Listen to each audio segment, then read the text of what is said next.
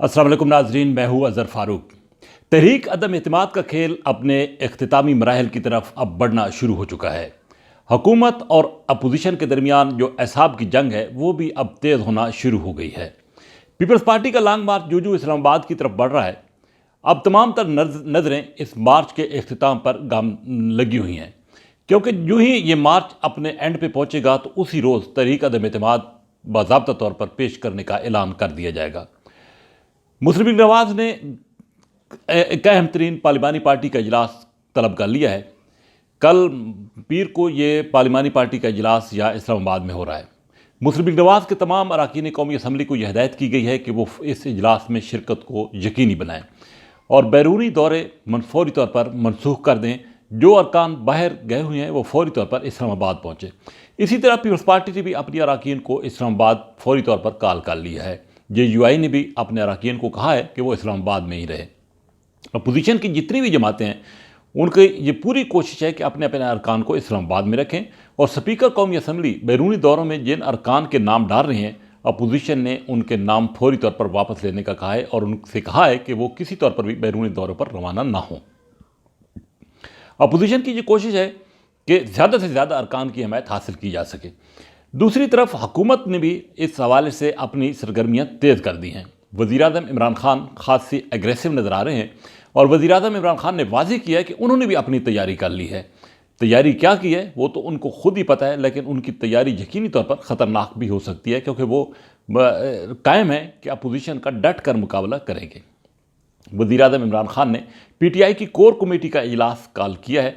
कल ये इजलास वज़ीर-ए-आज़म की क़यादत में हो रहा है, जिसमें PTI की कोर कमेटी तहरीक अदम एतमाद का मुकाबला करने के हवाले से अपनी हिकमत अमली वज़ह करेगी और बिलखसूस जो आइंदा की सूरत हाल है उस पर भी तबादला ख्याल किया जाएगा। वज़ीर-ए-आज़म इमरान खान अपनी जो उनकी दिल की बात है वो कोर कमेटी के सामने रखेंगे।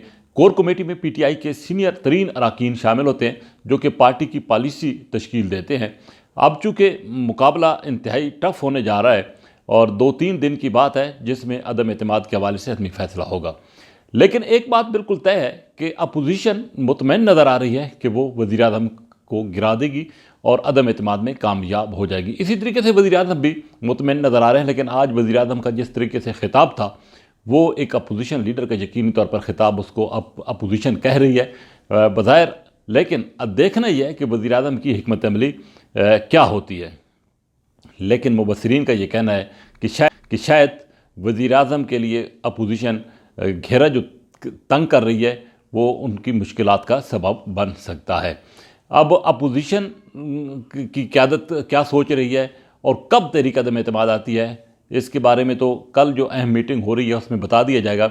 लेकिन पाकिस्तान पीपल्स पार्टी ने ये ऐलान किया है कि जो ही लॉन्ग मार्च एंड होगा तो तहरीक अदम एतमाद पेश कर दी जाएगी। गुज़श्ता रोज़ भी हमने कहा था कि मार्च का महीना इंतहाई अहमियत का हामिल है, लेकिन आज पीपल्स पार्टी को ज्वाइन किया है नदीम अफजल चंद ने, जिनका ताल्लुक PTI से था, और इसी तरीके से यार मोहम्मद रिंद की मुलाकात आसिफ जरदारी के साथ हो गई है। वो भी PTI को खैराबाद कहने जा रहे हैं। कुछ और अरकान असम्बली के बारे में भी कहा जा रहा है कि वो भी 1-2 रोज़ में PTI को छोड़कर पीपल्स पार्टी को ज्वाइन करेंगे। एक रुकन कौमी असम्बली जिनका ताल्लुक KPK से है, उनके बारे में कहा जा रहा है कि वो शायद इस्लामाबाद जब मार्च एंड होगा तो वो पीपल्स पार्टी को ज्वाइन करेंगे। तो आने वाले दिन इंतहाई अहमियत के हामिल है, 1-2 दिन, लेकिन ये कहा जा रहा है कि अब ऊँट किसी करवट ज़रूर बैठेगा। देखना यह है कि फ़तह या शिकस्त किस किस्से में आती है, लेकिन बज़ाहिर इस वक्त जो पोजीशन नज़र आ रही है वो अपोजिशन की पोजीशन मजबूत नज़र आ रही है, क्योंकि वज़रा के बयानात ऐसे आ रहे हैं जिसकी वजह से अपोजिशन ये कह रही है कि यकीनी तौर पर हुकूमत में कहीं ना कहीं इस वक्त घबराहट ज़रूर है। इसी के साथ इजाज़त, अल्लाह हाफ़िज़।